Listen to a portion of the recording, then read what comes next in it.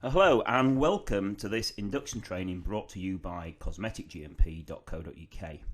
This training will last under 15 minutes because we want to put it out over YouTube so that you can use this as an online resource. And don't forget that training is a key requirement of Cosmetic GMP, so that you can use this training resource to show anyone who wants to start working in a cosmetic operational area and get them started as soon as possible. So, what exactly is GMP? Well, the first thing to mention is that GMP is a mandatory requirement of the cosmetic regulation. Simply put, you cannot sell cosmetic products in Europe unless you comply with GMP. Short for good manufacturing practice, GMP is a way of working that makes sure that our products are consistently manufactured. It's vital that every product meets the specification, and GMP ensures consistency to the specification. That products we make are appropriate for the intended use, that the cosmetic product we manufactured can be used as intended and can be used safely, and that the product we've made is fit for purpose. But what exactly is fit for purpose? Well, the first thing to mention is that the product you made has to be safe. This is the number one intention of the cosmetic regulation. The second factor with fit for purpose is that the product meets or exceeds the customer expectations. Whatever the expectations may be, they need to be met, otherwise customers just simply will not buy the product again or on an ongoing basis. Safety and meeting expectations is all about getting the correct product into the correct packaging with the correct labelling and making sure this is free from contamination. This, however, is sometimes harder than it seems.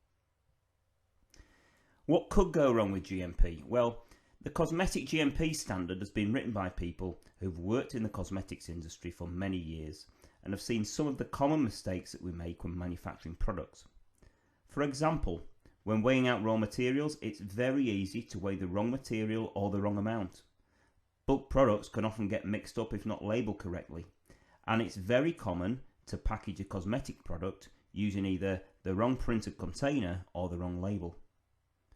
Products can also become contaminated during processing, contaminated by people when handling the product or packaging, contaminated from dirt or product residue in manufacturing, filling, or indeed packing equipment. Also, the way a product is made can have a serious effect on the deterioration of the product, both in the short and long term. Small changes to raw material quantities during weighing operations can lead to a product becoming unstable over time and breaking down before it gets to the customer. Your supply chain will also be expected to handle return product from customers. If this happens, you need to make sure that product is safe to return back to stock or reject it. So why do we need GMP? Well, there are several examples on screen of the things that can go wrong during the manufacturing of a cosmetic product. There are likely to be things that you do well in terms of GMP in your own company, and also some things that you need to improve on. If you're new to GMP, then try and understand what the key things are that could go wrong in the area so that you can safeguard against them happening. The standard that you need to comply with for GMP is called ISO 22716. Now, don't worry too much about the number, but you do have to understand about what's actually in the standard. The standard covers key GMP activities across a typical manufacturing operation, and it includes people, premises and equipment. In fact, it includes every activity from developing the product all the way through to when you dispatch a product to a customer. We haven't got time to go through every section today, but here are some of the key points from the GMP standard. Let's take a look. Firstly, personnel.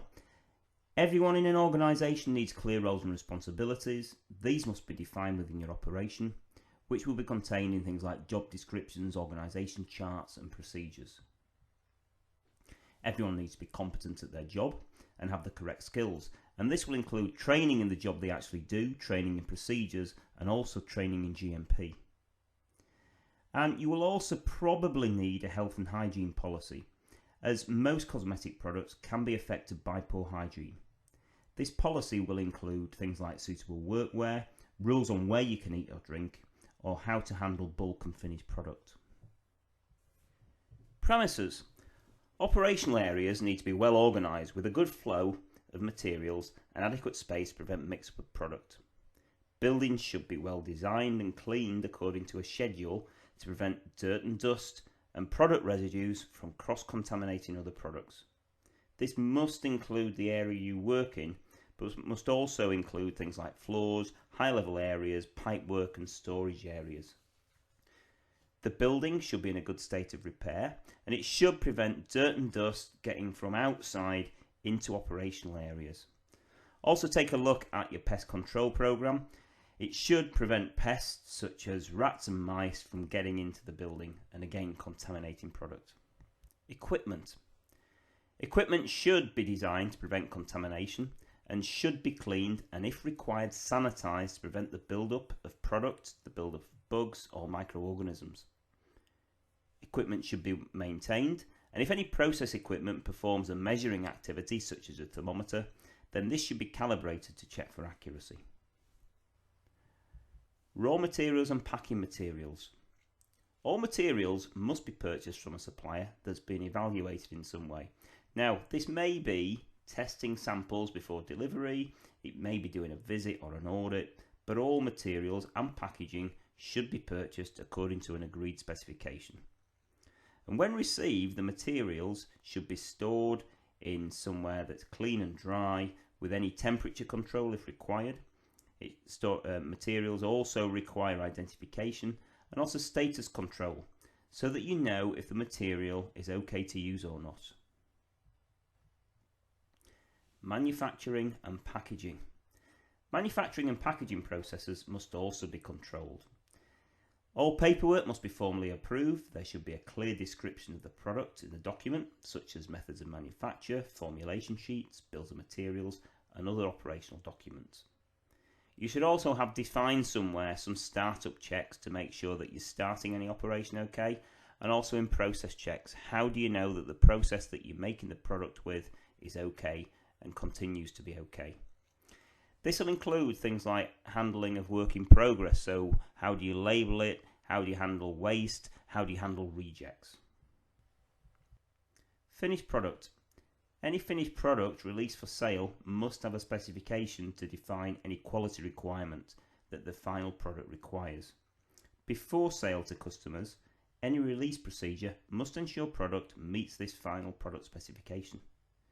GMP also requires a procedure for handling any return product. If you are going to sell return product, you need to know it's okay for sale. Quality control. Now, the important thing to mention here is that quality control works with GMP. The QC lab, whether or not it's done externally or you've got your own QC department, they only test a sample, and GMP ensures that that sample is representative. Any testing of product must be controlled with a defined specification, with a sampling plan, with a test method, and a process to decide if the product is suitable for release if it does not meet the specification. In other words, it's not okay to just retest and release a product if it passes the second time. You really need to understand what the problem was. Subcontractors. You need to treat a subcontractor as part of your operation. This can be done by having a defined contract with GMP and product release considerations, and also having a process to deal with new products, with how you implement changes, and how to deal with issues and corrective actions when something goes wrong. Improvement. GMP is all about improvement. Now, as an organisation, you will not always get everything right every time, but by reviewing issues and putting in place a fix to make sure the issues cannot reoccur, your organisation will improve and continue to improve. Do you comply? This is a brief introduction to GMP. But as a follow-up, it is worth reviewing the area that you work in to check for a good level of GMP. Also make sure you know who to report issues to if GMP is not being followed.